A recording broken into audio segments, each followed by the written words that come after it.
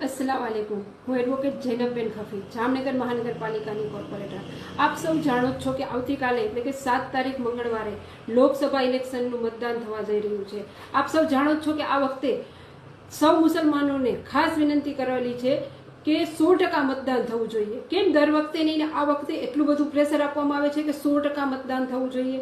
100% મતદાનની એટલે વિનંતી કરીએ છીએ કે જે આ મુસ્લિમ વિરોધી ભાજપ સરકાર છે તેને આપણે જાકારો આપીને આપણા મુસ્લિમોને સમર્થન કરે એવી સરકાર લઈ આવવાનો અત્યારે સમય આવી ગયો છે। ત્યારે ખાસ કરીને હું જામનગરના મારા મુસલમાન ભાઈઓને અને પૂરા ગુજરાતના મુસલમાન ભાઈઓ બહેનોને વિનંતી કરું છું કે આ મુનાફિકો દ્વારા જે અત્યારે અપક્ષ ઊભા રહી અને જે ભાજપના જ સપોર્ટમાં ઊભા છે એમ આ લોકો જે છે એમને મતદાન આપણે નથી કરવાનું। આપણો મત ઘરે રહીને પણ નથી વેડફવાનો। આપણે કોઈ બોલાવવા આવે કે ના આવે, આપણે કોઈ કહેવા આવે કે ના આવે, કે કોઈ વાહન લેવા આવે કે ના આવે, દર વખતની જેમ આ વખતે કોઈ નહીં તમને કહેવા આવે, પણ આપણે પોતે સ્વયંભૂ જઈને મતદાન કરવાનું છે। અને જે સરકાર મુસ્લિમને સમર્થન દરેક સમાજને જે સાથે લઈને ચાલે છે એવી કોંગ્રેસ સરકારને આપણે મતદાન કરવાનું છે। ખાસ કરીને હું જણાવી દઉં કે મુસ્લિમો વિરોધી આ સરકાર શા માટે છે તે મારે તો ખરેખર તમને જણાવવાની જરૂર નથી, સોશિયલ મીડિયાના માધ્યમથી આપ સૌ જાણો જ છો। પણ મોબ બ્લિચિંગ કરીને જે લોકો મુસ્લિમ યુવાનોને ટોળાઓ દ્વારા મર્ડર કરાવી નાખે છે અને જેલમાં મુસ્લિમ લોકોને મારી નાખવામાં આવે છે।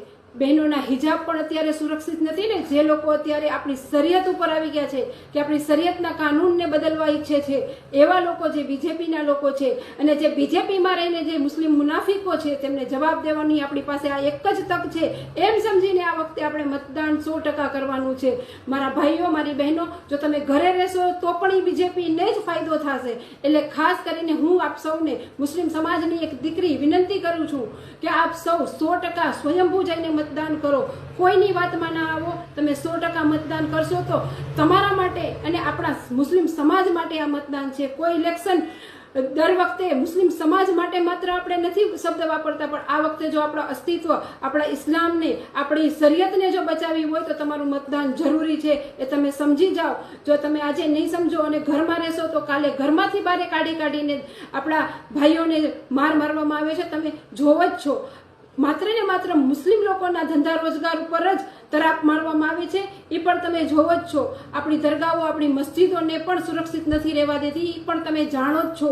એવા તો ઘણા મુદ્દા છે કે જે મુસ્લિમ વિરોધી છે। અને ખાસ કરીને હું તમને જણાવું તો આપણા દેશના વડાપ્રધાન જ્યારે જાહેરમાં એવું બોલે છે કે મુસ્લિમો તો ઘૂસપેટિયા છે। શું ભારત દેશના તમામ મુસ્લિમ ઘૂસપેટિયા છે? જો આવી વાત બોલતા વખતે પણ જો વડાપ્રધાનના દાઢાડે કાકરો ન આવતો હોય તો આપણે અત્યારે એમને બતાવી દેવું જોઈએ કે અમે એ મુસ્લિમો છીએ કે જે ભારત દેશની આઝાદીની લડાઈમાં પણ લડ્યા હતા અને અત્યારે તમારી વિરુદ્ધ મતદાન કરીને પણ અમે લડી લેશું। એટલે ખાસ કરીને જામનગરના તમામ મુસલમાનોને વિનંતી છે કે સ્વયંભૂ તમે જઈને મત નાખી આવજો અને કોઈની વાતમાં આવતા નહીં, ખાસ કરીને મુનાફિકોની વાતમાં આવતા નહીં। બીજેપી પાસેથી પોતે રૂપિયા લઈ અને અત્યારે અપક્ષમાં ઊભા રહી અને પોતાનો જ ફાયદો જોવે છે જે મુસ્લિમ સમાજ માટે અત્યારે કલંકરૂપ છે। તો હું આપ સૌને જણાવું છું કે તમને કોઈ કહેવા આવે કે ના આવે, મારા ભાઈઓ, મારી બહેનો, સ્વયંભૂ જઈને આપણે જામનગરમાં 100% મતદાન કરી, ગુજરાતભરમાં 100% લોકોએ મતદાન કરી અને કોંગ્રેસની સરકારને વિજય બનાવવાની છે।